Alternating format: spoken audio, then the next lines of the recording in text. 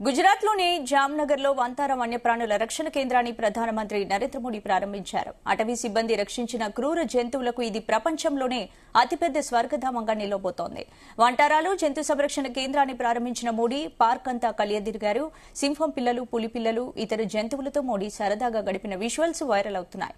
దాదాపు 3,500 ఎకరాల్లో ఈ వైల్డ్ లైఫ్ సెంటర్ విస్తరించి ఉంది. వంటారాలో 1.5 లక్షలకు పైగా అంతరించిపోతున్న జంతువులున్నాయి. ఏనుగుల కోసం నిర్మించిన ఆసుపత్రిని కూడా మోడీ ప్రారంభించారు. ఇక్కడ జంతువులకు ఎంఆర్ఐ, సిటీ స్కాన్, ఐసీయూ, ఇతర సౌకర్యాలు ఉన్నాయి. ప్రధానమంత్రి సింహం పిల్లలకు పాలు తాగిస్తూ వాటితో ఆడుకున్నారు.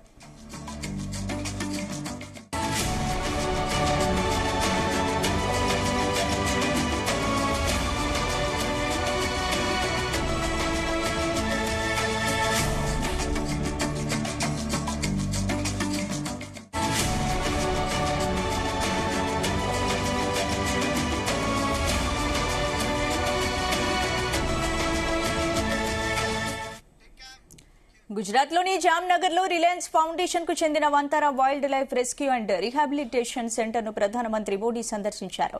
ఈ సమయంలో మోడీ వన్యప్రాణులను చాలా దగ్గరగా గమనించారు. తన చేతులతో వాటిని లాలించారు. మోడీ తన చేతులతో అరుదైన వన్యప్రాణులకు ఆహారం కూడా తినిపించారు. అరుదైన వన్యప్రాణుల్లో ఓకాపి కూడా ఉండటం విశేషం.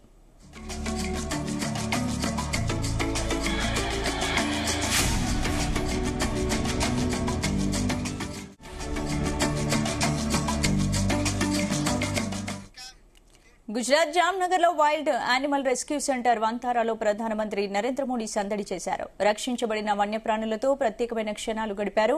ఏనుగుల కోసం నిర్మించిన ఎలిఫెంట్ క్యాంపును కూడా మోడీ సందర్శించారు. ఇక్కడ ఏనుగులు కార్డియోథెరపీ చేయించుకుంటున్నాయి. కొలనులో స్నానం చేస్తున్న ఏనుగులకు మోడీ అరటిపళ్లు తినిపించారు.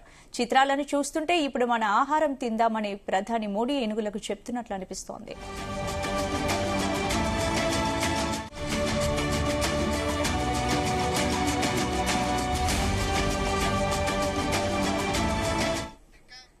మోడీ జామ్నగర్లోని వంతారాలో జంగిల్ సఫారీ చేశారు. అనేక వన్యప్రాణులను చాలా దగ్గరగా చూశారు.